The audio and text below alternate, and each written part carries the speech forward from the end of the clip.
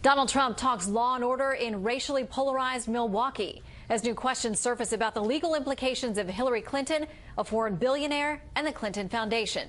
This is Special Report.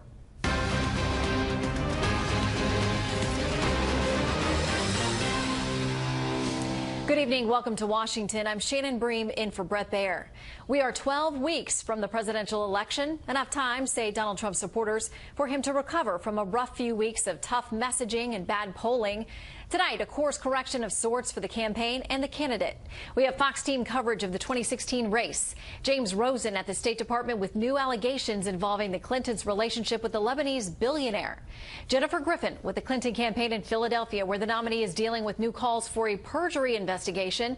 But we begin with senior national correspondent John Roberts with the Trump campaign in La Crosse, Wisconsin tonight. All right, John, you spoke with Trump one-on-one today. I did, and found that he's changing things up for this evening. Shannon, Donald Trump had planned to have a typical big campaign rally tonight just north of Milwaukee, Wisconsin. But after the violent demonstrations that took place in Milwaukee over the weekend, Donald Trump ditched that idea. And instead, tonight, for the very first time, will give prepared remarks before a crowd of thousands in West Bend. Campaign sources say the address will be groundbreaking for a Republican presidential candidate.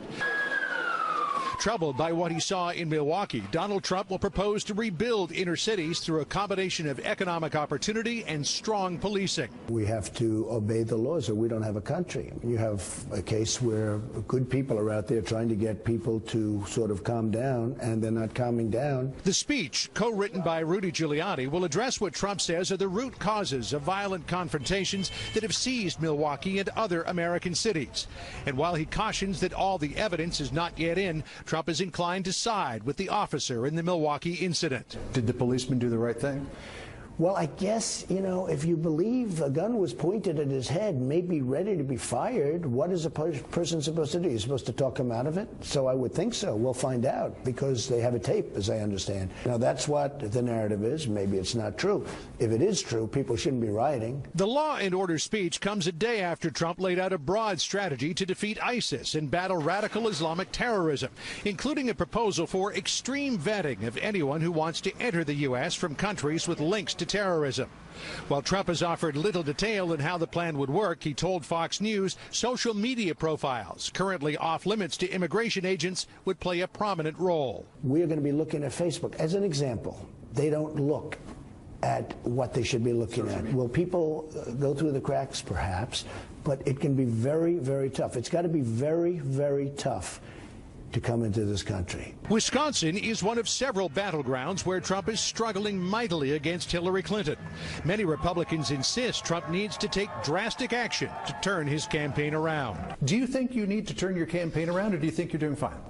I actually think I'm doing good. I have the biggest crowd. You're there. You see them. Nobody's ever had crowds like this. You have enthusiastic supporters, but do you have people beyond that? We're going to have to see. We're going to have to see. Wisconsin Governor Scott Walker says, at the very least, Trump needs a course correction. If Donald Trump's going to win here and win across the country, he needs to make it clear that the race is between him and Hillary Clinton. Can you stop taking the bait that the Democrats are putting in front of you? People like to use it. I don't take bait.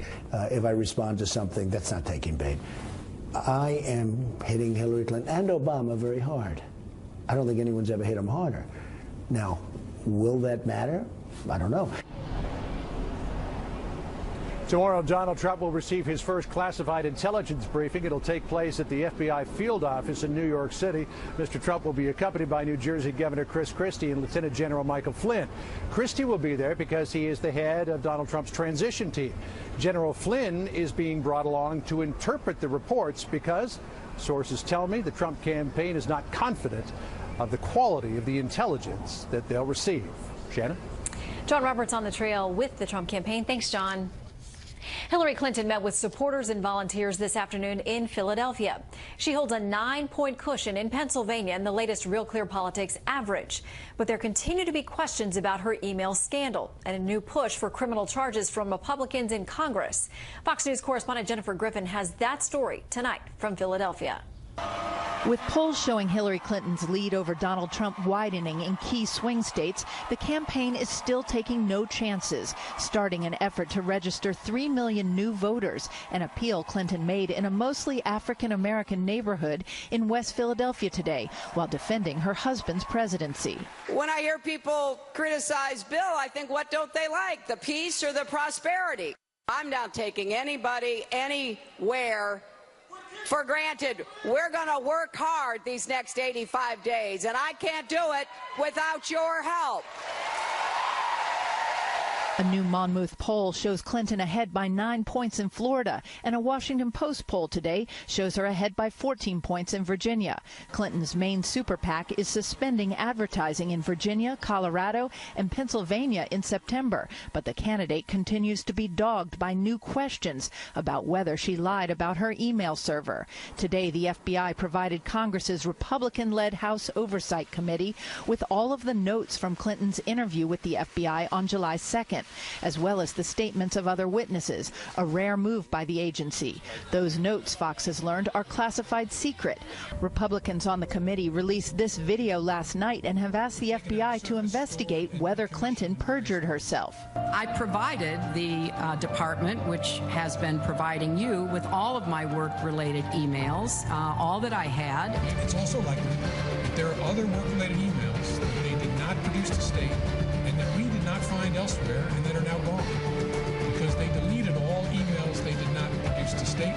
The ranking member of the House Oversight Committee, Elijah Cummings, released the following statement, quote, "The FBI already determined unanimously that there is insufficient evidence of criminal wrongdoing.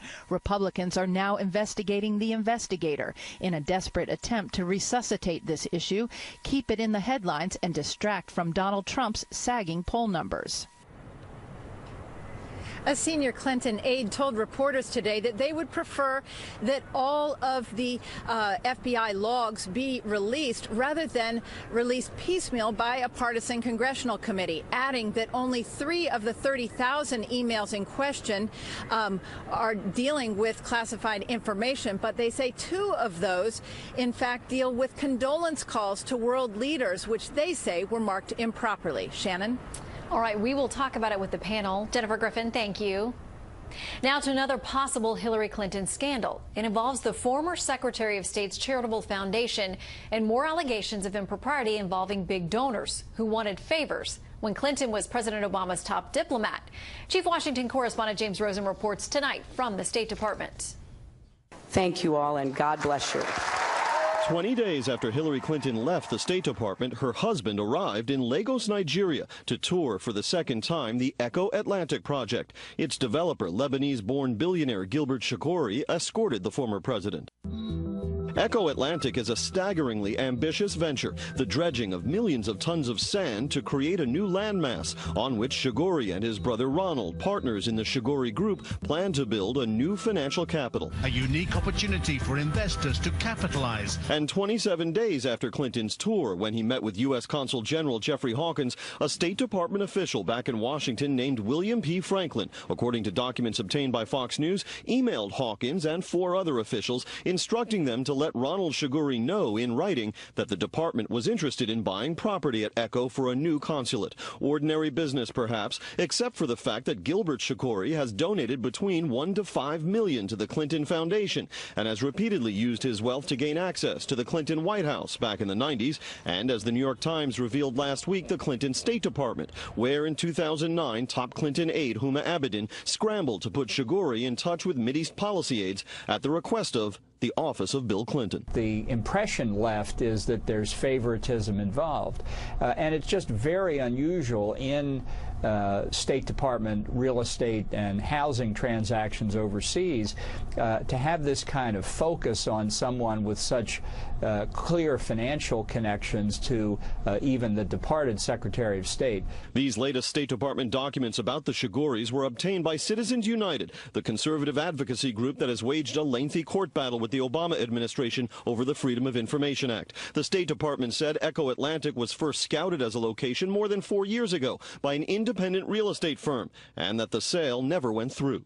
The site search for a new consulate in Lagos began in 2011 as prioritized by the Capital Security Construction Program. So if the process started as early as 2011 when Secretary Clinton was still in office, was she aware that Eco Atlantic was among one of the sites being pursued? I'm not aware she was.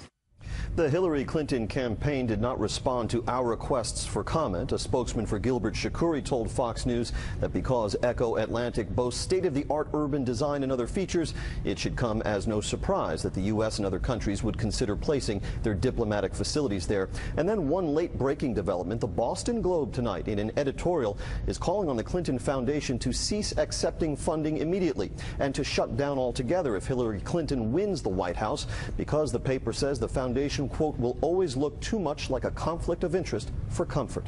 Shannon? We'll see if we get a response from the Clinton campaign. James Rosen at the State Department, thank you. North Carolina is asking the U.S. Supreme Court to restore a voter identification requirement and other voting rules for the November election. An appeals court recently ruled state law restricting voting impacted black residents negatively. The request goes first to Chief Justice John Roberts. He can rule on his own or refer to the full court. The Chief Justice has given the opposing side a deadline of next Thursday to file a response.